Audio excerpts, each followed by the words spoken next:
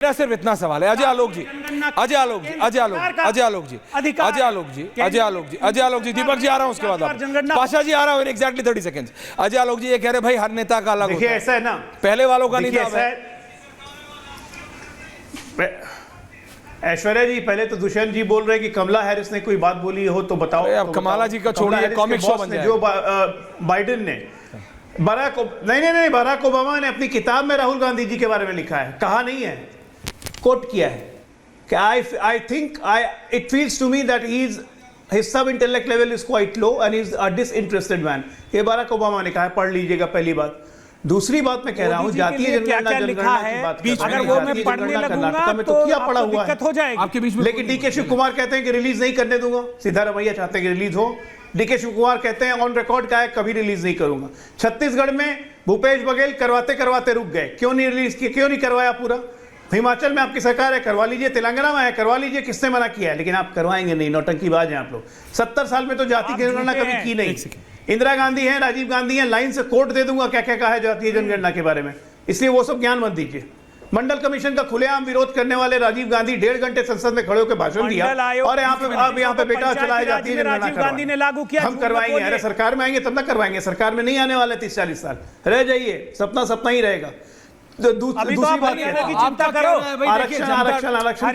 अजय आलोक जी आप तो ये भी कह रहे हैं, एक सेकंड भाई, आपने बोला कोई नहीं अपने आरक्षण का सपोर्ट नहीं बोलने दो। संविधान बचाने चले, संविधान बचाने चले, कौन वो आपका कहना है अजय आलोक जी। आप तो 24 के इलेक्शन में कोई है नहीं। और इकोनॉमिक स्टेटस, इकोनॉमिक स्टेटस पे एक लाइन बोल देता हूँ, 2 लाइन बोलिए। जो राज्य आप चलाते हैं उसको चूस के गुठली बना देते हैं, चूस के गुठली बना देते हैं। हिमाचल में क्या हाल है, वित्तीय गड़बड़ी के शीख पे पहुंचा हुआ है। कर्नाटक में क्या हाल है, आपके मुख्यमंत्री कहते हैं कोई योजना नहीं चला सकते क्योंकि वारंटी पूरी करनी है। महंगाई हर जगह बढ़ाने लगते हैं, पेट्रोल डीजल के दाम हर राज्य में बढ़ रहे हैं आपके, क्यों, आप पे अंकुश ही नहीं है।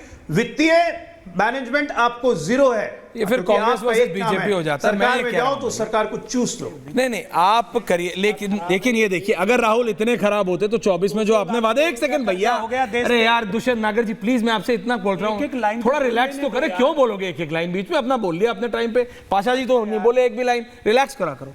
पाशा जी हाँ बोलिए, बोलिए भाई, आरजेडी भी बोलिए। हाँ पाशा साहब बोलिए। जी ऐश्वर्या जी, मुझे बहुत आश्चर्य हो रहा है। क्यों सर?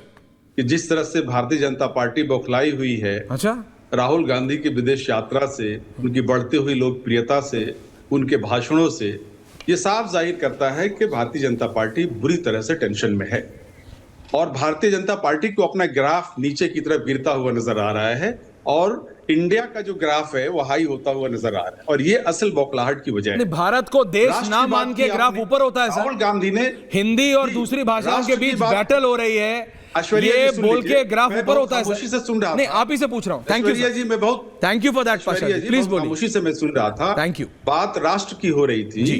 राष्ट्र क्या है? राष्ट्र शब्द नहीं है सिर्फ। राष्ट्र धरती के एक टुकड़े का नाम नहीं होता। राष्ट्र के पीछे एक आइडिया होता है, राष्ट्र के पीछे एक विचारधारा होती, उसके बिना राष्ट्र नहीं बनता। राष्ट्र तो पाकिस्तान भी है, राष्ट्र तो नेपाल भी है, राष्ट्र बांग्लादेश भी है, सऊदी अरब भी राष्ट्र है, लेकिन उसके पीछे आइडिया अलग है। हम जब भारत राष्ट्र की बात करते हैं तो हम भारत के पीछे उस विचारधारा की बात करते हैं, उस आइडिया की बात करते हैं जो आइडिया इंक्लूसिव है, एक्सक्लूसिव नहीं है।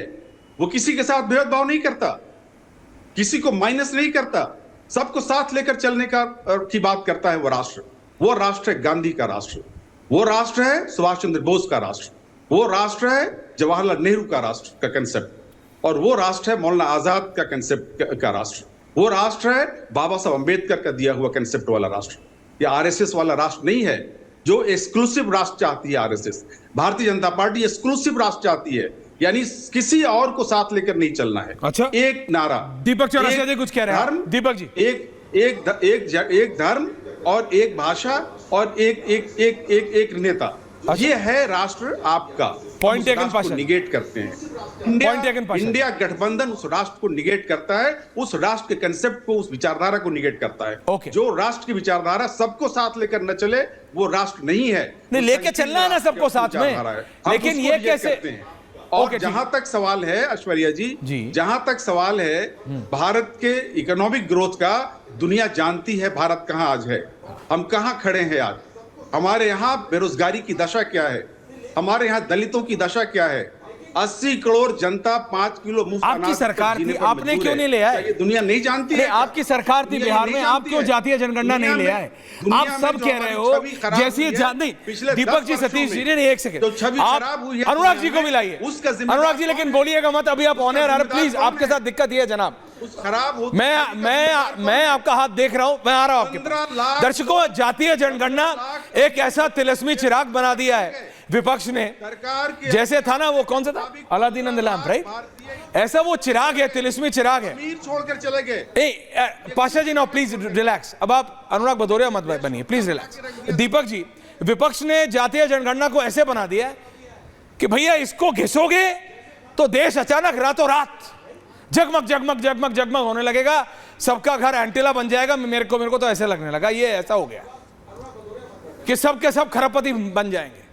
मैं सच बता रहा हूं, नहीं बनेगा ऐश्वर्या। ऐसे होता है क्या? अगर आप ये सोच रहे हैं कि आपका घर जाति जनगणना के बाद एंटीलिया बन जाए तो ये गलत फिर? होगा। मैं आपको ये बता दूं, राहुल गांधी को उनके रणनीतिकारों ने समझाया कि धर्म की काट जो है वो जाति है, इसीलिए जाति जनगणना की बात इन चुनाव से हो रही थी। उनको ये लगता था कि हिंदुत्व की काट जाति है, इसीलिए जाति जनगणना की बात करके जब उन्होंने बीजेपी को 240 पर रोक लिया, खुद 100 पर पहुंच गए, सहयोगी दलों की भी 72 सीटें आई, तो उनको लगता है कि अगर इसी जाति जनगणना की बात हम आगे करते रहे तो शायद इससे हमको और वोट मिलेंगे, शायद हम इस बात को लेकर कभी सत्ता में आ जाएं। तो राहुल गांधी सिर्फ और सिर्फ एक चीज जानते हैं कि हिंदुत्व की काट, राष्ट्रवाद की काट, और जिस आइडियोलॉजी को बीजेपी लेके चलती है उसकी काट जो है जाति से है। अंग्रेजों की पुरानी नीति थी जो हमने सिविक्स में बहुत 7वीं 8वीं 9वीं 10वीं सब में पढ़ा है, फूट डालो और राज करो, फूट डालो और राज करो। फूट क्या थी कि इसको जातियों में बांट दो। 1931 में तभी कास्ट सेंसस हुआ था, उसके बाद कास्ट सेंसस का आजादी के बाद तो हमेशा कास्ट सेंसस रोका गया, इसीलिए रोका गया ना, कांग्रेस सरकारों ने रोका, यूपीए 1 ने रोका। अपना नाम पता है, सवाल पूछो। मैं खुद जी, मेरा आपसे प्रश्न है मैं खुद कि पिछड़ा क्या हूं, आप मैं खुद पिछड़ा हूं मेरे भाई। सेंसस के पक्ष में हैं? पिछड़ों को अनुराग जी आपके पास आधार पे अजय जी आ रहा हूं, आरक्षण मिलना चाहिए जिसकी बात श्री राहुल गांधी कर रहे हैं, आप उसके पक्ष में हैं या विपक्ष में हैं? बिल्कुल ठीक है, ठीक है, ठीक है, ठीक है। मैं सबसे पहले कहता हूं कि सबसे पहले कास्ट सेंसस हो, लेकिन कास्ट सेंसस उन पॉलिटिकल पार्टीज के घर से शुरू हो, वो अपने समाज पॉइंट टेकन। अनुराग भदौरिया जाति जो है, राहुल गांधी कांग्रेस अध्यक्ष ओके दीपक दादा, अनुराग जी, वो एक अनुराग जी बोलिए, व्यक्ति को अजय आलोक जी बोलिए, खत्म हो गई बात। ओके दीपक दादा, ओके दादा, ओके दादा, ओके दादा।